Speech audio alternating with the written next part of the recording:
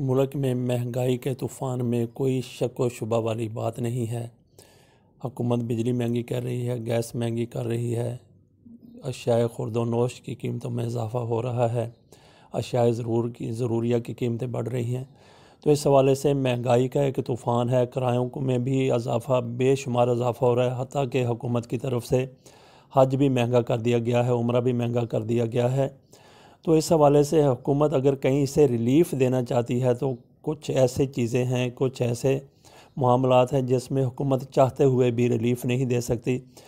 عالمی مارکیٹ میں تیل کی قیمتیں کم ہو جائیں تو حکومت پاکستان میں بھی کوشش کرتی ہے کہ کسی حد تک اپنا منافع بچاتے ہوئے، اپنے منافع کو برقرار رکھتے ہوئے، بلکہ اس کو بڑھاتے ہوئے بھی کچھ نہ کچھ پیٹرول کی قیمت میں کمی کر دی جاتی ہے، ہوتی بھی رہی ہے، آئندہ بھی شاید ہوگی۔ لیکن اس دفعہ پیٹرول کی قیمتیں وہی رکھی گئی ہیں جو پہلے تھی۔ تو یہاں پہ یہ ہے کہ عالمی مارکیٹ میں جس چیز کی بھی، سونے کی قیمت، پیٹرول کی قیمت، جب دوسری کسی بھی چیز کی قیمت کم ہوتی ہے تو پاکستان میں بھی یقیناً اس کے اوپر اثر پڑتا ہے۔ پیٹرول کی قیمت میں اگر عالمی مارکیٹ میں اضافہ نہیں ہوتا، کمی ہو جاتی ہے، حکومت اس میں کمی نہ بھی کرے تو اضافہ اس میں نہیں کرتی۔ یہ بھی ایک قسم کا ریلیف ہو گیا پاکستان میں، جس میں حکومتوں کی عادت پڑی ہوئی ہے کہ ہر صورت میں آپ نے قیمتوں میں اضافہ ہی کرنا ہے،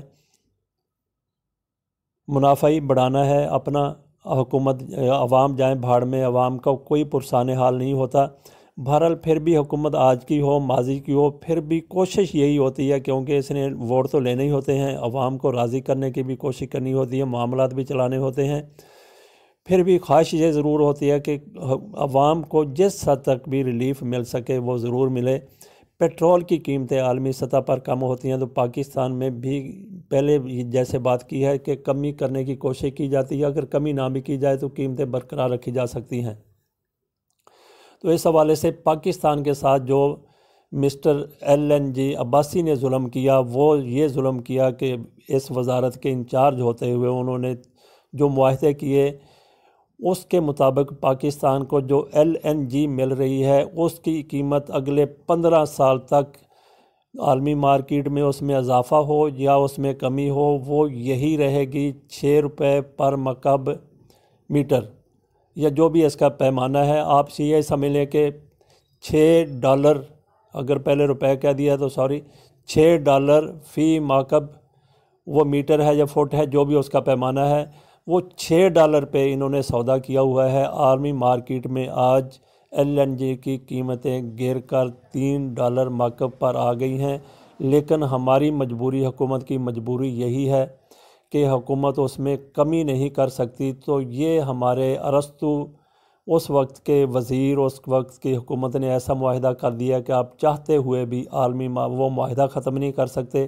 اور کھلی مارکیٹ سے آپ LNG بھی نہیں منگوا سکتے۔ اور یہی شاہد خاقان عباسی صاحب قومی اسمبلی میں کھڑے ہو کے بڑی دھانسو تقریریں کرتے ہیں، حکومت کے اوپر تنقید کرتے ہیں، مہنگائی کے حوالے سے بات کرتے ہیں، اپنے لیڈر کو ارسطو، افلاطون اور سقراط کے برابر قرار دیتے ہیں۔ نیلسن منڈیلا اور طیب اردگان سے تو کسی صورت کم نہیں سمجھتے اپنے لیڈر کو، اور یہ خود بھی ایسے ہی اتنے ہی لیول کے لیڈر ہیں جنہوں نے پاکستان کو پھنسا دیا LNG میں۔